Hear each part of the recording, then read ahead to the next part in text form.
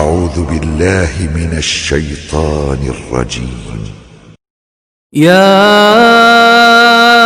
أيها الناس قد جاءتكم موعظة من ربكم وشفاء لما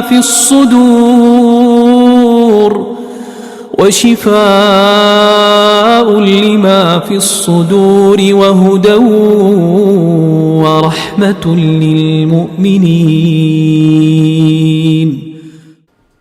إن الحمد لله نحمده ونستعينه ونستغفره ونعوذ بالله من شرور أنفسنا ومن سيئات أعمالنا من يهده الله فلا مضل له ومن يضلل فلا هادي له وأشهد أن لا إله إلا الله وحده لا شريك له وأشهد أن محمدا عبده ورسوله.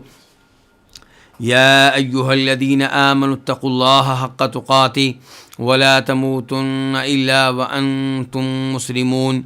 يا أيها الناس اتقوا ربكم الذي خلقكم من نفس واحدة وخلق منها زوجها وبث منهما رجالا كثيرا ونساء واتقوا الله الذي تساءلون به والأرحام إن الله كان عليكم رقيبا. يا أيها الذين آمنوا اتقوا الله وقولوا قولا سديدا يصلح لكم أعمالكم ويغفر لكم ذنوبكم ومن يطع الله ورسوله فقد فاز فوزا عظيما. أما بعد فإن خير الحديث كتاب الله وخير الهدي هدي محمد صلى الله عليه وسلم وشر الأمور محدثاتها وكل محدثة بدعة وكل بدعة ضلالة وكل ضلالة في النار.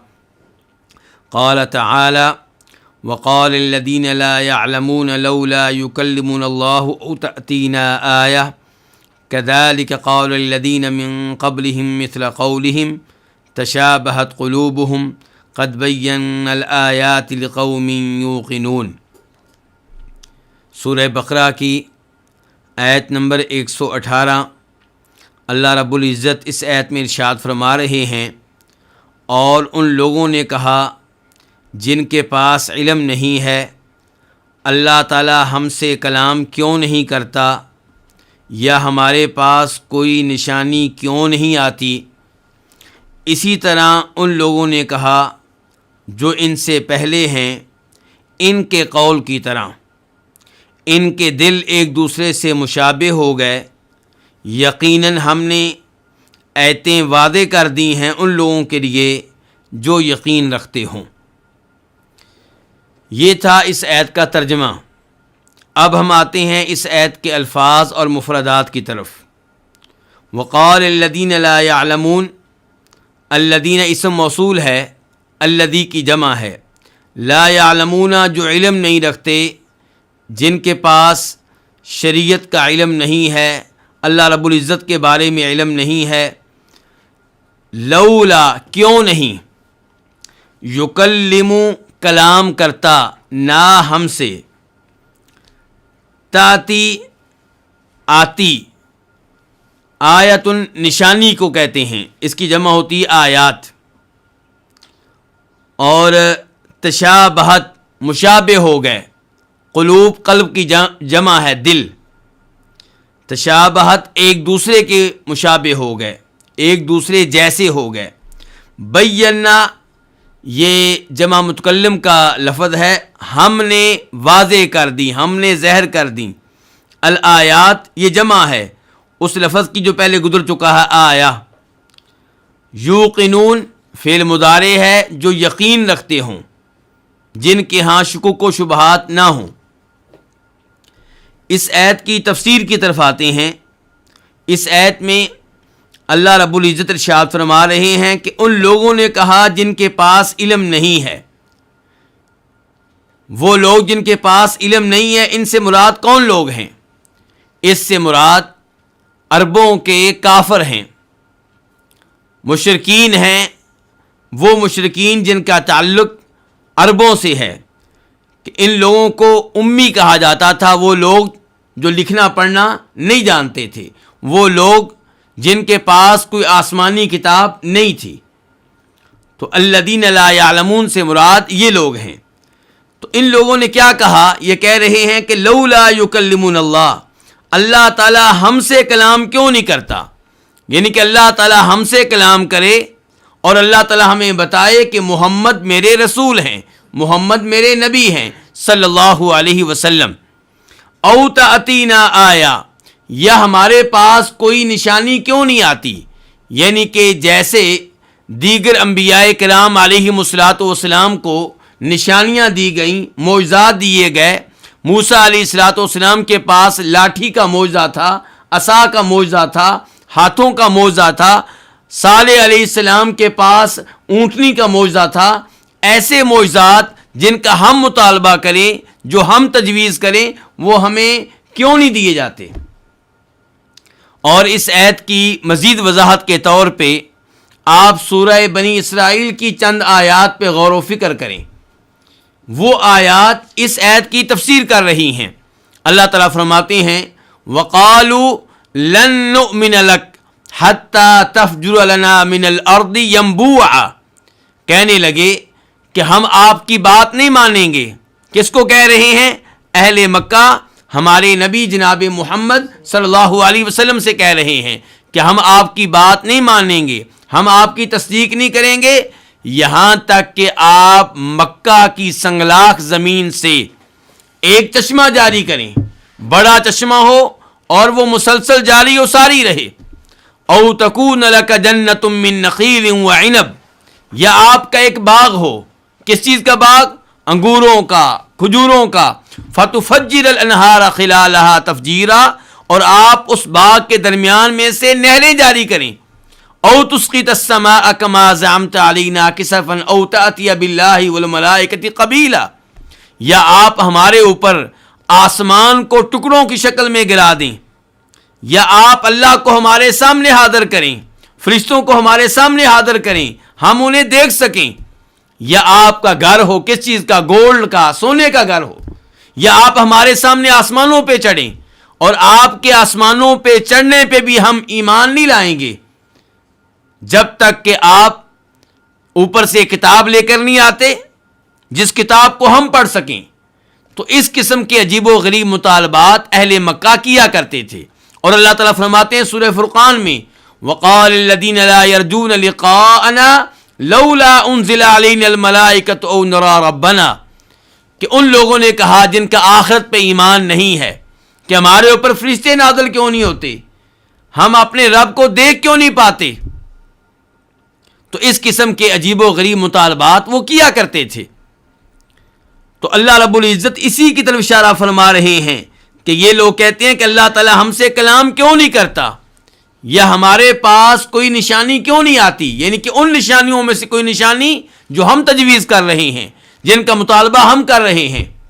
اور یہاں پہ آپ غور کریں تو آپ کو پتہ چلے گا کہ اہل مکہ کافر ہونے کے باوجود یہ عقیدہ رکھتے تھے کہ اللہ رب العزت کلام کرتا ہے. اللہ کی صفات میں سے ایک صفت یہ ہے کہ اللہ کلام کرتا ہے، اور اللہ تعالیٰ ایسا کلام کرتا ہے جس کی آواز ہوتی ہے، اور اللہ تعالیٰ ایسا کلام کرتا ہے جو حروف کے اوپر مشتمل ہوتا ہے. اسی لیے تو کہہ رہے ہیں کہ اللہ ہم سے کلام کیوں نہیں کرتا، یعنی کہ اللہ کلام کرے ہم سنیں، اللہ کلام کرے ہم سمجھیں. تو اہل مکہ کا یہ مطالبہ ہے. اللہ تعالیٰ کیا فرما رہے ہیں؟ كَذَلِكَ قَالَ الَّذِينَ مِن قَبْلِهِمْ مِثْلَ قَوْلِهِمْ، کہ ایسے مطالبات اور ایسے معجزات یہ کوئی پہلی دفعہ نہیں ہو رہا. جو پہلے نبی آئے ہیں، جو پہلے رسول آئے ہیں، ان سے بھی ایسے عجیب و غریب مطالبات کیے گئے. اللہ تعالیٰ فرماتے ہیں كَذَلِكَ مَا أَتَى الَّذِينَ مِن قَبْلِهِم مِّن رَّسُولٍ إِلَّا قَالُوا سَاحِرٌ أَوْ مَجْنُونٌ أَتَوَاصَوْا بِهِ بَلْ هُمْ قَوْمٌ طَاغُونَ، کہ جب بھی اللہ کا کوئی نبی آیا، کوئی رسول آیا، تو جن کی طرف رسول بنا کر بھیجا گیا انہوں نے کیا کہا؟ یہ تو مینٹل ہے، یہ تو جادوگر ہے. اللہ نے کہا تواصوا بھی، کیا ان لوگوں نے ایک دوسرے کو وصیت کر رکھی ہے کہ تمہارے پاس جو بھی نبی آئے، جو بھی رسول آئے، اس کے اوپر ایسے الزامات لگانے ہیں، ایسی تہمتیں لگانی ہیں. اور یہی معاملہ ہے، یہی معاملہ ہے مطالبات کا، یہی معاملہ ہے معجزات مانگنے کا۔ وہاں پہ بھی اللہ نے کہا تشابہت قلوبہم، کہ پہلے لوگوں کے اور آج کے لوگوں کے دل ایک جیسے ہو گئے ہیں، ان لوگوں کی سوچ ایک جیسی ہو گئی ہے۔ جیسے وہ عجیب و غریب مطالبات کیا کرتے تھے، ایسے ہی اہل مکہ عجیب و غریب مطالبات کر رہے ہیں۔ تو اللہ تعالیٰ نے کہا کذالک، اسی طرح، قال، کہا ان لوگوں نے جو ان سے پہلے ہیں، جو ان سے پہلے ہیں، ان سے مراد کون ہے؟ یہودی اور عیسائی۔ ان لوگوں نے اپنے اپنے نبیوں سے عجیب و غریب مطالبات کیے۔ مثال کے طور پہ موسیٰ علیہ السلام سے کیا کہا؟ وَإِذْ قُلْتُمْ يَا مُوسَىٰ لَن نُّؤْمِنَ لَكَ حَتَّىٰ نَرَى اللَّهَ جَهْرَةً، کہ موسیٰ ہم آپ کی بات نہیں مانیں گے جب تک کہ ہم اللہ تعالیٰ کو اپنی آنکھوں سے دیکھ نہ لیں۔ ایک اور مقام پہ اللہ فرماتے ہیں، انہوں نے کہا أَرِنَا اللَّهَ جَهْرَةً، کہ ہمیں اللہ رب العزت کا دیدار کروائیے، اللہ تعالیٰ ہمارے سامنے ہوں، ہم اللہ تعالیٰ کو اپنی آنکھوں سے دیکھیں۔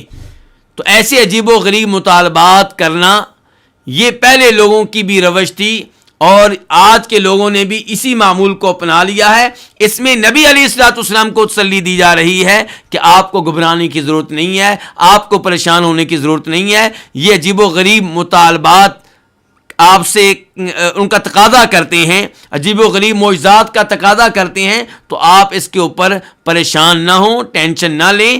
پہلے نبیوں اور رسولوں سے بھی ایسے مطالبات کیے گئے۔ تو اللہ تعالیٰ کہتے ہیں کذالک، اسی طرح، قال الذین، کہا ان لوگوں نے جو ان سے پہلے ہیں۔ تو اس سے مراد کون ہے؟ یہودی عیسائی۔ مثل قولہم، ان کے قول کی طرح، تشابہت قلوبہم، ان لوگوں کے دل ایک دوسرے کے مشابہ ہو گئے ہیں، ان کی سوچ ایک دوسرے سے مل گئی ہے۔ کس معاملے میں؟ کفر اختیار کرنے کے معاملے میں، اپنے اپنے نبی کی تکذیب کرنے کے معاملے میں، اپنے اپنے نبی کے سامنے ہٹ درمی دکھانے کے معاملے میں، اپنے اپنے نبی سے عجیب و غریب معجزات کا مطالبہ کرنے کے معاملے میں، ان لوگوں کے دل ایک جیسے ہو گئے ہیں۔ جیسے پہلے لوگ تھے ویسے ہی اہل مکہ ہو گئے ہیں۔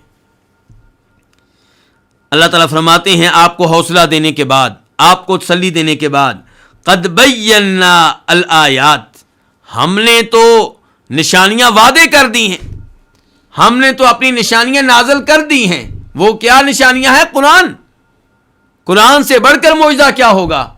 اللہ تعالیٰ فرماتے ہیں اولم یکفہم انا انزلنا علیک الکتاب یتلی علیہم، کیا ان کے لیے بطور معجزہ، بطور نشانی یہ کافی نہیں ہے کہ ہم نے ان پہ قرآن نازل کیا ہے، یتلی علیہم، جس کی قیامت تک تلاوت ہوتی رہے گی۔ ان فی ذلک رحمۃ و ذکری لقوم یؤمنون، اللہ تعالیٰ فرماتے ہیں جو معجزہ ہم نے نازل کیا ہے، یہ معجزہ ان کے لیے رحمت ہے اور یہ نصیحت ہے۔ یہ رحمت کیسے ہے؟ کہ یہ معجزہ مسلسل رہے گا، کبھی ختم نہیں ہوگا۔ صالح علیہ السلام کی اونٹنی کا معجزہ عارضی معجزہ تھا، موسیٰ علیہ السلام کی لاٹھی کا معجزہ یہ عارضی معجزہ ہے، ایسا نہیں ہے کہ قیامت تک کے لیے ہے، اور ایسا بھی نہیں ہے کہ مسلسل وہ معجزہ کی شکل میں رہے، جبکہ قرآن معجزے کی شکل میں قیامت تک رہے گا۔ قیامت تک کے لیے چیلنج ہے کہ جو سمجھتا ہے کہ یہ کلام اللہ کا نہیں ہے، کسی بشر کا ہے، وہ بھی ایسا کلام بنا کر لے آئے۔ تو یہ معجزہ قیامت تک کے لیے ہے۔ تو اللہ تعالیٰ فرماتے ہیں قد بینا الآیات، تحقیق ہم نے آیتیں وعدے کر دی ہیں، لقوم یوقنون، ان لوگوں کے لیے جو یقین رکھتے ہوں، جن کے دلوں میں شک کا مرض ہو، اسے اس معجزے پہ یقین نہیں آئے گا، وہ اس کو معجزہ نہیں سمجھے گا۔ لیکن جن کے دلوں میں یقین ہے، ان کو معلوم ہے کہ قرآن کتنا بڑا معجزہ ہے، اس معجزے کی موجودگی میں کسی اور معجزے کا مطالبہ کرنا، کسی اور نشانی کا مطالبہ کرنا، یہ حماقت ہے اور بیوقوفی ہے۔ اللہ تعالیٰ فرماتے ہیں اس کے بعد آیت نمبر 119 میں، اِنَّا أَرْسَلْنَاكَ بِالْحَقِّ بَشِيرًا وَنَذِيرًا وَلَا تُسْأَلُ عَنْ أَصْحَابِ الْجَحِيمِ، بے شک ہم نے آپ کو حق کے ساتھ بھیجا ہے، خوشخبری دینے والا بنا کر اور ڈرانے والا بنا کر، اور آپ سے ہرگز سوال نہیں ہوگا جہنم والوں کے بارے میں۔ اِنَّا، بے شک ہم، ارسلنا، ہم نے بھیجا، کا، آپ کو، بالحق کی، کس کے ساتھ؟ حق کے ساتھ، با مصاحبت کے لیے ہے، یعنی کہ ہم نے آپ کو حق دے کر بھیجا ہے۔ بشیرن یہ حال ہے، خوشخبری دینے والا، نذیرن ڈرانے والا، ولا تسأل اور آپ سے سوال نہیں ہوگا، آپ سے بات پرس نہیں ہوگی، ان اصحاب صاحب کی جمع ہے، الجحیم جہنم بڑی آگ، یعنی کہ آپ سے سوال نہیں ہوگا ان کے بارے میں جو جہنم میں داخل ہوں گے۔ اب اس آیت کی تفسیر کی طرف آتے ہیں۔ اللہ تعالیٰ فرما رہے ہیں آپ کو مزید تسلی دیتے ہوئے کہ ہم نے آپ کی دو ڈیوٹیاں لگائی ہیں۔ نمبر ایک، وہ لوگ جو آپ کی دعوت کو قبول کریں آپ نے ان کو خوشخبری دینی ہے کہ تم لوگوں کو اجر و ثواب ملے گا، تم پہ اللہ راضی ہو جائے گا، تمہیں جنت ملے گی، تم جہنم کی آگ سے بچ جاؤ گے۔ اور آپ کی دوسری ڈیوٹی کیا ہے کہ وہ لوگ جو آپ کی دعوت قبول نہ کریں، آپ کے ساتھ کفر اختیار کریں، آپ کی تکذیب کریں، آپ کا مذاق اڑائیں، آپ ان کو وارننگ دے دیں، آپ ان کو وعید دے دیں کہ تمہارے اوپر رب ناراض ہوگا، تمہیں رب کے عذاب کا سامنا کرنا پڑے گا، تمہیں اللہ کی جنت سے محرومی کا سامنا کرنا پڑے گا، تمہیں جہنم کی آگ میں ڈالا جائے گا۔ تو آپ کی یہ دو ڈیوٹیاں ہیں، اور آپ سے یہ سوال نہیں ہوگا کہ ان لوگوں نے آپ کی دعوت کیوں نہ قبول کی، یہ آپ پہ ایمان کیوں نہیں لائے، یہ جہنم میں کیوں جا رہے ہیں۔ تو آپ کی یہ ذمہ داری نہیں ہے، اس لیے آپ پریشان نہ ہوں، آپ کی جو ذمہ داری تھی وہ آپ ادا کر رہے ہیں، اور آپ مطمئن رہیں کہ آپ جو دعوت پیش کر رہے ہیں یہ حق کی دعوت ہے۔ انا ارسلناک بالحق، بے شک ہم نے آپ کو بھیجا ہے حق کے ساتھ۔ قرآن کیا ہے؟ حق ہے۔ جو شریعت آپ کو دی گئی وہ کیا ہے؟ برحق ہے۔ تو ہم نے آپ کو حق کے ساتھ بھیجا ہے، بشیرن خوشخبری دینے والا بنا کر، ونذیرن اور ڈرانے والا بنا کر۔ اس کی مزید وضاحت کے طور پہ ایک حدیث آپ کے سامنے رکھنا چاہوں گا، جسے جناب عبداللہ ابن عباس رضی اللہ تعالیٰ عنہما روایت کرتے ہیں کہ نبی علیہ الصلوۃ والسلام صفا پہاڑ پہ کھڑے ہوئے اور آپ نے قریش قبیلے سے تعلق رکھنے والے لوگوں کو بلایا، وہ جمع ہو گئے، تو آپ نے ان لوگوں سے کہا کہ مجھے یہ بتاؤ کہ اگر میں تم لوگوں سے یہ کہوں کہ دشمن تمہارے اوپر صبح یا شام حملہ کرنے والا ہے تو کیا میری بات مان لو گے؟ کیا میری تصدیق کرو گے؟ کہنے لگے بالکل، ہم آپ کی بات مانیں گے، آپ کی بات پہ یقین کریں گے، کیونکہ ہم نے دیکھا ہے کہ آپ ہمیشہ سچ کہتے ہیں، آپ جھوٹ نہیں کہتے۔ تو آپ نے اس موقع پہ کہا تھا فَإِنِّي نَذِيرٌ لَكُمْ بَيْنَ يَدَيَّ عَذَابٍ شَدِيدٍ، جب تم مجھے سچا مانتے ہو تو پھر میں تمہیں سخت ترین عذاب سے ڈرا رہا ہوں، اللہ تعالیٰ کے عذاب سے تمہیں ڈرا رہا ہوں، خبردار کر رہا ہوں، وارننگ دے رہا ہوں، اللہ کے عذاب سے بچ جاؤ۔ یعنی کہ مجھے اللہ کا نبی مان لو، توحید کو اپنا لو تو تم اللہ کے عذاب سے بچ جاؤ گے، ورنہ شدید ترین عذاب کا تمہیں سامنا کرنا پڑے گا۔ تو یہ قرآن کی اس آیت کے عین مطابق ہے کہ آپ ان لوگوں کو ڈرا رہے ہیں۔ تو ابو لہب نے آگے سے کہا تبًّا لک الہذا جمعتنا، تو تباہ و برباد ہو جائے، کیا تو نے اس کام کے لیے ہمیں جمع کیا تھا؟ تب اللہ رب العزت نے یہ صورت نازل کی تھی تبت یدا ابی لہب وتب۔ تو کہنے کا مطلب یہ ہے کہ اس آیت کے عین مطابق نبی علیہ الصلوۃ والسلام مسلسل لوگوں کو ڈراتے بھی رہے اور خوشخبریاں بھی دیتے رہے۔ تو اللہ تعالیٰ فرماتے ہیں ولا تسألوا عن اصحاب الجحیم، آپ سے یہ سوال نہیں ہوگا کہ یہ لوگ جہنم میں کیوں گئے۔ اس میں نبی علیہ الصلوۃ والسلام کے لیے تسلی بھی ہے اور اہل مکہ کے لیے وارننگ بھی ہے کہ ہمارے نبی کی بات نہیں مانو گے تو تمہیں جہنم میں داخل ہونا پڑے گا، اور آپ علیہ الصلوۃ والسلام کے لیے تسلی ہے کہ آپ سے اس بارے میں سوال نہیں ہوگا، اس بارے میں بات پرس نہیں ہوگی۔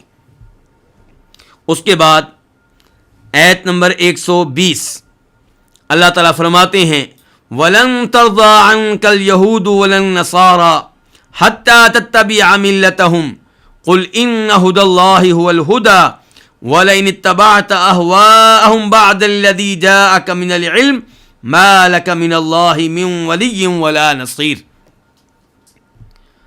اور البتہ اور آپ سے یہودی اور عیسائی ہرگز راضی نہیں ہوں گے، آپ سے یہودی قطعاً راضی نہیں ہوں گے، ولن نصارا، اور نہ ہی عیسائی آپ پہ قطعاً راضی ہوں گے، یہاں تک کہ آپ ان کے دین کی پیروی کریں، آپ ان کے دین کے پیروکار بن جائیں۔ قل، آپ کہہ دیں، بے شک اللہ کی ہدایت یہی ہدایت ہے، اور البتہ اگر آپ ان کی خواہشات کی پیروی کریں اس علم کے بعد جو آپ کے پاس آ چکا، تو اللہ رب العزت کے مقابلے میں آپ کے لیے کوئی دوست نہیں ہوگا اور نہ کوئی آپ کی مدد کرنے والا ہوگا۔ یہ آیت نمبر 120 کا آسان ترجمہ۔ اب ہم اس آیت کے الفاظ کی طرف آتے ہیں۔ لن حرف نفی ہے، یہ نفی میں تاکید کا فائدہ دیتا ہے کہ قطعاً نہیں، ہرگز نہیں، ترضا، راضی ہوں گے، ان کا آپ سے، کون؟ الیہود، یہودی، ولن نصارا، لا مزید تاکید کے لیے آیا ہے کہ نہ آپ سے یہودی راضی ہوں گے، نہ آپ پہ عیسائی راضی ہوں گے، نہ آپ پہ یہودی مطمئن ہوں گے، نہ آپ پہ عیسائی مطمئن ہوں گے۔ حتیٰ، یہ حرف غایت ہے، کب تک راضی نہیں ہوں گے؟ جب تک کہ آپ ان کے دین کو نہ اپنا لیں۔ تتبعا، آپ پیروکار بن جائیں، آپ پیروی کر لیں، ملتہم، ان کے دین کی۔ قل، آپ کہہ دیں، ان ہدی اللہ، بے شک اللہ کی ہدایت، هو الہدی، یہی ہدایت ہے۔ وَلَئِنِ اتَّبَعْتَ أَهْوَاءَهُمْ، لام قسم کے لیے ہے، یعنی کہ اس سے پہلے قسم ہے جو کہ مقدر ہے، اصل عبارت یوں ہوتی ہے واللہ لئن، اللہ کی قسم، اگر آپ، البتہ اگر آپ ان کی خواہشات کی پیروی کریں گے۔ اتباتا، آپ پیروی کریں گے، بنیادی طور پہ فعل ماضی ہے۔ اہواءہم، اہوا ہون کی جمع ہے، خواہش نفس، اہوا خواہشات نفس۔ بعد الذی جاءکم من العلم، من بیانیہ ہے، بیان ہے کس کا؟ الذی کا، اس چیز کے بعد جو آپ کے پاس آ چکی، وہ چیز کیا ہے؟ العلم، وہ کیا ہے؟ علم، یعنی کہ اس علم کے بعد جو آپ کے پاس آ چکا، اور علم سے مراد یہاں پہ دین کا علم ہے، جیسا کہ آگے وضاحت آئے گی۔ ما نہیں، تو ما نافیہ ہے، لکا آپ کے لیے، من اللہ، اللہ کے مقابلے میں، من ولی، من زائدہ ہے، تاکید کے لیے، کوئی بھی دوست نہیں ملے گا آپ کو۔ اگر آپ ان کی خواہشات کی پیروی کریں گے تو آپ کو کوئی دوست نہیں ملے گا، ولا نصیر، اور نہ کوئی مددگار ملے گا۔ اب اس آیت کی تفسیر کی طرف آتے ہیں۔ یہاں پہ مخاطب کون ہے؟ نبی صلی اللہ علیہ وسلم، لیکن مراد کون ہے؟ آپ کی امت۔ یہ وہی انداز ہے جو انداز اللہ رب العزت نے شرک والی آیت میں اختیار کیا ہے کہ لئن اشرکت لیحبطن عملک، کہ اے نبی صلی اللہ علیہ وسلم، اگر آپ شرک کریں گے تو آپ کے نیک اعمال ضائع ہو جائیں گے۔ نبی علیہ الصلوۃ والسلام شرک کرنے والے نہیں ہیں، لیکن آپ کو مخاطب کر کے دوسروں کو وارننگ دی گئی ہے کہ جب ہمارا نبی شرک کرے تو کوئی لحاظ نہیں، اس کے نیک اعمال بھی ضائع ہو جائیں گے، تو تم لوگوں کی کیا حیثیت ہے؟ نبی علیہ الصلوۃ والسلام شرک کرنے والے نہیں ہیں، اور یہاں پہ بھی یہی معاملہ ہے کہ آپ اللہ کے دین پہ چلنے والے ہیں، آپ یہودیوں کے دین پہ چلنے والے نہیں ہیں، لیکن آپ کو مخاطب کر کے دوسروں کو پیغام دیا گیا ہے کہ یہودیوں کو راضی کرنا، عیسائیوں کو راضی کرنا، اسے آپ اپنا ہدف نہ بنائیں۔ کئی لوگوں کے ذہنوں میں یہ بات ہوتی ہے کہ ہم یہودیوں کا ایک مطالبہ مان لیں گے تو مطمئن ہو جائیں گے، دوسرا مطالبہ مان لیں گے تو مطمئن ہو جائیں گے، اس کے بعد مطالبہ نہیں کریں گے۔ اللہ تعالیٰ کہہ رہے ہیں ان کے مطالبے کبھی ختم نہیں ہوں گے۔ آج ان کا مطالبہ ہے کہ آپ لوگ اپنی یونیورسٹیوں میں، کالجوں میں لڑکوں اور لڑکیوں کو ایک ساتھ بیٹھنے کی اجازت دیں۔ کل ان کا مطالبہ ہوگا کہ وہ لڑکیاں اور لڑکے جو سرکاری ملازمت کر رہے ہیں، آپ پردہ کرنے پہ پابندی عائد کر دیں، ان کو پردہ کرنے کی اجازت نہ دیں، تو ان کے مطالبات بڑھتے چلے جائیں گے۔ تو اللہ تعالیٰ فرما رہے ہیں وَلَن تَرْضَىٰ عَنْكَ الْيَهُودُ وَلَا النَّصَارَىٰ، قطعاً آپ پہ راضی نہیں ہوں گے یہودی اور نہ ہی عیسائی۔ کب تک راضی نہیں ہوں گے؟ جب تک کہ آپ ان کے دین کو نہ اپنا لیں۔ آپ یہودی بن جائیں، عیسائی بن جائیں، تب آپ کے اوپر یہودی مطمئن ہوں گے، تب آپ کے اوپر عیسائی مطمئن ہوں گے. جب تک آپ مسلمان ہیں، کلمہ پڑھتے ہیں، تب تک وہ آپ لوگوں سے دشمنی کرتے رہیں گے اور آپ کے دلی دوست نہیں بنیں گے، ان کے مطالبات بڑھتے رہیں گے. ان کا دین اختیار کیے بغیر ان کو راضی کر لینا ممکن نہیں ہے. اس کا مطلب یہ ہے کہ ان کو راضی کرنا یہ ہمارا ہدف نہیں ہونا چاہیے. اللہ تعالیٰ فرماتے ہیں اسی سورہ بقرہ میں وَلَئِنْ أَتَيْتَ الَّذِينَ أُوتُوا الْكِتَابَ بِكُلِّ آيَةٍ مَا تَبِعُوا قِبْلَتَكَ، کہ اگر آپ یہودیوں اور عیسائیوں کے پاس ہر نشانی لے کر آئیں، جو جو نشانی مانگ رہے ہیں آپ ان کو دیں، تب بھی وہ آپ کی بات نہیں مانیں گے. جس قبلے کی طرف منہ کر کے آپ نماز پڑھتے ہیں اس قبلے کی طرف منہ کر کے نماز پڑھنا انہیں گوارا نہیں ہوگا. یہی کچھ اللہ تعالی نے یہاں پہ کہا ہے. قل ان ھدی اللہ ھو الھدی، آپ کہہ دیں کہ بے شک اللہ کی ہدایت یہی اصل ہدایت ہے. یعنی کہ یہودیت یہ ہدایت نہیں ہے، عیسائیت ہدایت نہیں ہے، بلکہ اللہ کی ہدایت. اور اللہ کی ہدایت کیا ہے؟ جو اللہ نے آسمانوں سے نازل کی ہے. وہ کیا ہے؟ قرآن. وہ کیا ہے؟ نبی علیہ الصلوۃ والسلام کی احادیث. اور یہاں سے یہ بھی پتہ چلا کہ مکمل ہدایت اس کے پاس ہوگی جو قرآن پہ بھی عمل کرے اور جو نبی علیہ الصلوۃ والسلام کی احادیث پہ بھی عمل کرے. اگر کوئی آدمی قرآن پہ عمل کرنے کا دعویٰ کرتا ہے اور آپ کی احادیث کو شریعت نہیں مانتا، دین نہیں مانتا، وہ مکمل ہدایت نہیں پا سکتا بلکہ وہ گمراہی کی راہ پہ چلے گا. تو قل ان ھدی اللہ، بے شک اللہ کی ہدایت ھو الھدی، وہی ہدایت ہے، اور جو اس کے علاوہ ہے وہ پھر کیا ہے؟ وہ گمراہی ہے. تو ہدایت نام ہے قرآن کا، ہدایت نام ہے نبی علیہ الصلوۃ والسلام سے ثابت شدہ احادیث کا. وَلَئِنِ اتَّبَعْتَ، اور البتہ اگر، یہاں پہ پہلے قسم ہے بعد میں حرف شرط ہے، تو اس لیے مَا لَكَ مِنَ اللَّهِ مِن وَلِيٍّ وَلَا نَصِيرٍ، یہ جواب ہے کس کا؟ قسم کا، کیونکہ پہلے قسم آئی ہے. جب ایک ہی جگہ پہ قسم بھی آ جائے، شرط بھی آ جائے، تو جو جواب ہوتا ہے وہ اس کا جواب ہوتا ہے جو چیز پہلے آئی ہوتی ہے. یہاں پہ پہلے قسم آئی ہے تو مَا لَكَ مِنَ اللَّهِ مِن وَلِيٍّ وَلَا نَصِيرٍ، یہ جواب قسم ہے. اور البتہ اگر آپ پیروی کریں ان کی خواہشات کی، جو کچھ یہ چاہتے ہیں، اگر آپ اس پہ چل پڑیں گے، ان کی خواہشات کو پورا کرنے کی کوشش کریں گے، شریعت آ جانے کے بعد، قرآن نازل ہو جانے کے بعد، علم آ جانے کے بعد، تو پھر آپ کو اللہ تعالیٰ سے کوئی نہیں بچا سکے گا.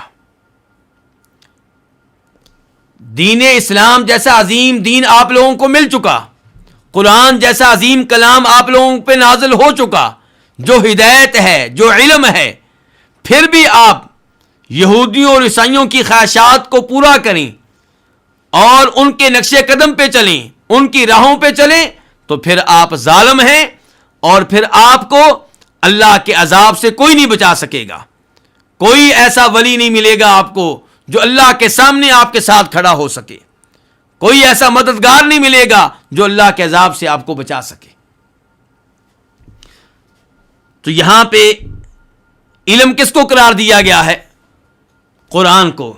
علم کس کو قرار دیا گیا؟ اس شریعت کو جو آسمانوں سے نازل ہوئی ہے. اس سے پتا چلا کہ یہ ہے اصل علم. جب قرآن و حدیث میں علم کے فضائل آتے ہیں تو اس علم سے مراد کون سا علم ہوتا ہے؟ قرآن کا علم. اس علم سے مراد کون سا علم ہوتا ہے؟ نبی علیہ الصلوۃ والسلام کی احادیث کا علم. مَا لَكَ مِنَ اللَّهِ مِن وَلِيٍّ، تو اللہ کے مقابلے میں آپ کو کوئی ولی نہیں ملے گا، دوست نہیں ملے گا جو آپ کی حفاظت کرے، ولا نصیر، اور نہ ہی کوئی مددگار ملے گا جو آپ کو اللہ کے عذاب سے بچا سکے. اور یہ شدید ترین وارننگ ہے، شدید ترین دھمکی ہے ان لوگوں کے لیے جو دین اسلام کو جان لینے کے بعد یا قبول کر لینے کے بعد یہودیت اور عیسائیت کی طرف بھاگتے ہیں. اور یہاں پہ وارننگ ہے ان مفسرین کے لیے بھی جو نبی علیہ الصلوۃ والسلام کی صحیح احادیث سے اعراض کرنے کے بعد اسرائیلی روایات پہ اعتماد کرتے ہیں. یہودیوں اور عیسائیوں سے قرآن کی تفسیر لیتے ہیں اور نبی علیہ الصلوۃ والسلام کی صحیح احادیث کو لینے سے انکار کر دیتے ہیں.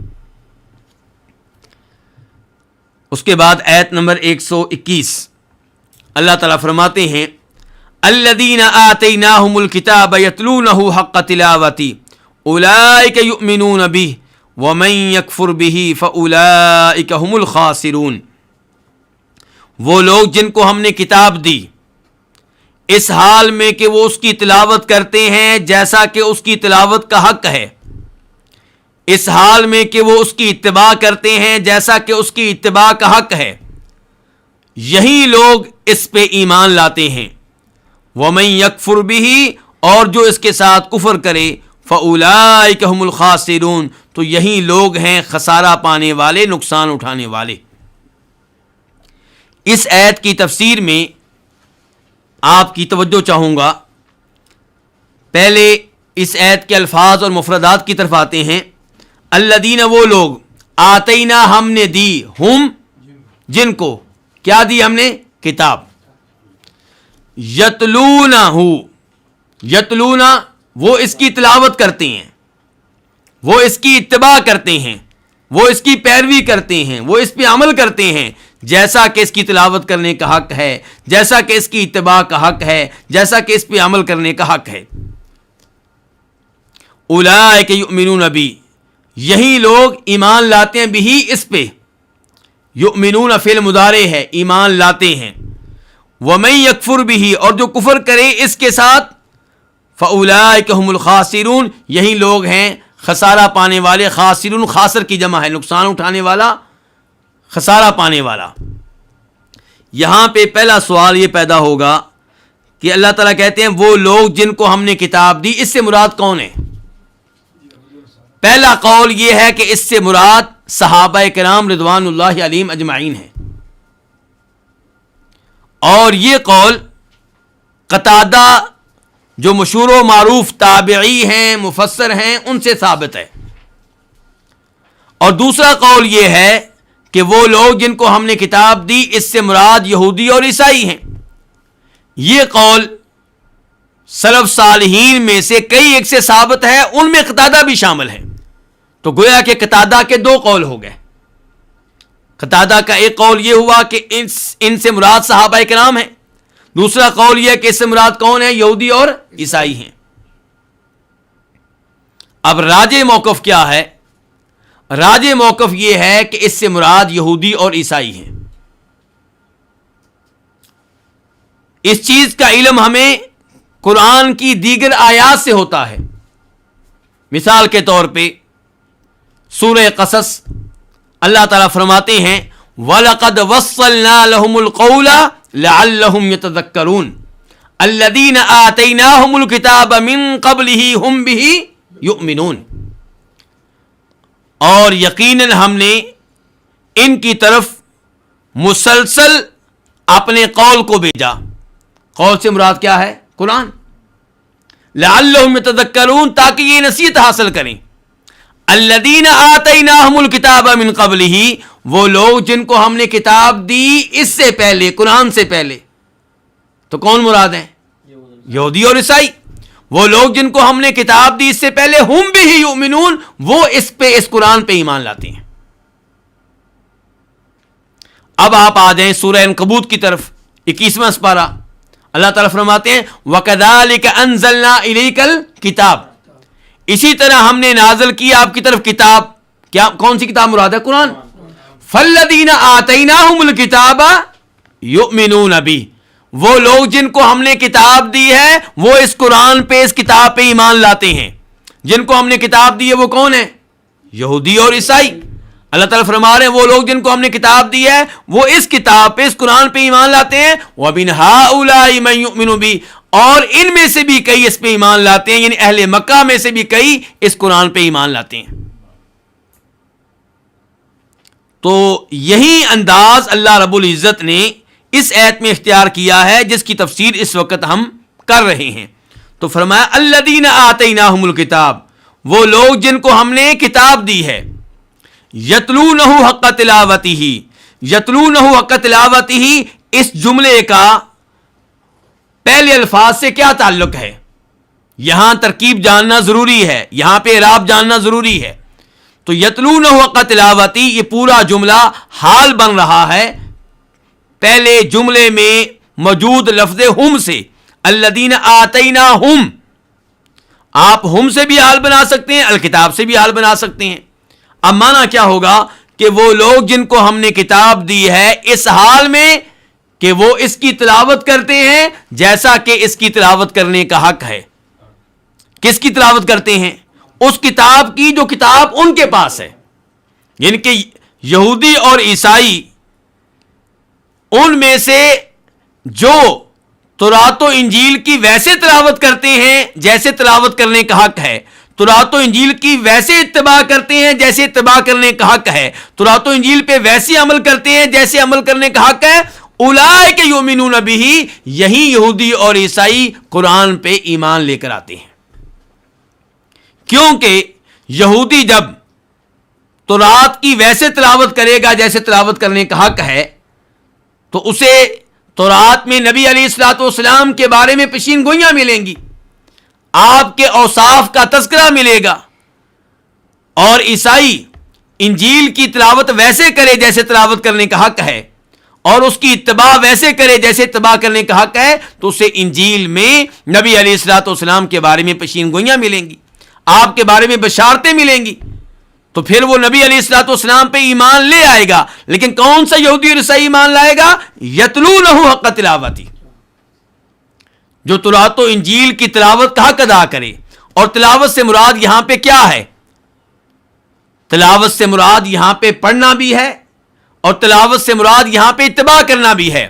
جناب عبداللہ ابن مسعود اور جناب عبداللہ ابن عباس رضی اللہ تعالیٰ عنہما دونوں سے ثابت ہے کہ دونوں نے یتلونہ حق تلاوتی کی تفسیر کیا کی ہے؟ یتبعونہ حق اتباعہ، اور انہوں نے اس لفظ کو اس لفظ کے معنی میں لیا ہے جو سورہ شمس میں آیا ہے، والقمر اذا تلاہا، اور چاند کی قسم جو اس کے بعد آتا ہے، اس کے پیچھے آتا ہے، جو اس کی پیروی کرتا ہے۔ کس کی پیروی کرتا ہے؟ کس کے پیچھے آتا ہے؟ سورج کے پیچھے آتا ہے۔ تو ایسے یہاں پہ ہے کہ وہ لوگ جن کو ہم نے کتاب دی اس حال میں کہ وہ اس کتاب کی اتباع کرتے ہیں جیسا کہ اتباع کرنے کا حق ہے، یعنی کہ اس پہ عمل کرتے ہیں جیسا کہ عمل کرنے کا حق ہے، اس کے حلال کو حلال جانتے ہیں، اس کے حرام کو حرام جانتے ہیں، اور صحیح معنوں میں اس پہ ایمان لے کر آتے ہیں، کوئی تحریف نہیں کرتے، کوئی تبدیلی نہیں کرتے، اس کتاب میں سے جو حق ہے اس کو چھپاتے نہیں ہیں، نبی علیہ الصلوۃ والسلام کے اوصاف کو چھپاتے نہیں ہیں، آپ کے بارے میں موجود بشارتوں کو چھپاتے نہیں ہیں۔ اولئک یؤمنون بہ، یہی لوگ اس قرآن پہ ایمان لاتے ہیں۔ تو اولئک یؤمنون بہ، بہ کی ضمیر پھر کہاں جا رہی ہے؟ قرآن کی طرف۔ قرآن کا تذکرہ کہاں پہ آیا؟ قل ان ھدی اللہ والھدی، اور ایسے ہی وَلَئِنِ اتَّبَعْتَ أَهْوَاءَهُمْ بَعْدَ الَّذِي جَاءَكَ مِنَ الْعِلْمِ، تو العلم اور اللہ کی ہدایت وہ کیا ہے؟ اولئک یؤمنون بہ، یہی لوگ ہیں جو اس قرآن پہ ایمان لاتے ہیں۔ وَمَن یکفر بہ، اور جو اس قرآن کے ساتھ کفر کرے، اس پہ ایمان لے کر نہ آئے، فَأُولَئِكَ هُمُ الْخَاسِرُونَ، تو یہی لوگ اس نقصان اٹھانے والے ہیں، دنیا میں بھی نقصان اٹھائیں گے، آخرت میں بھی نقصان اٹھائیں گے۔ ان کو دنیا کا مال جتنا بھی مل جائے، دنیا کی نعمتیں جتنی بھی مل جائیں، حقیقت میں وہ خسارے میں ہیں، نقصان میں ہیں، کیونکہ جنت سے محروم رہیں گے، جہنم کا ایندھن بنیں گے، اللہ کی ناراضگی ان کے اوپر نازل ہوگی، اور اللہ رب العزت کے دیدار سے محروم رہیں گے۔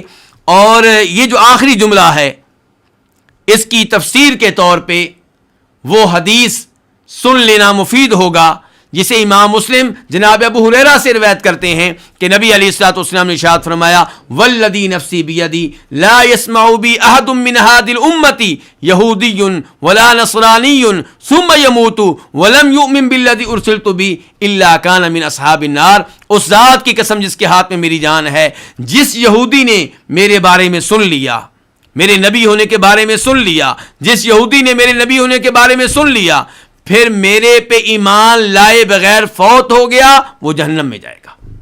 یہی کچھ اللہ تعالیٰ یہاں پہ کہہ رہے ہیں۔ تذکرہ کن کا ہو رہا تھا؟ یہودیوں اور عیسائیوں کا۔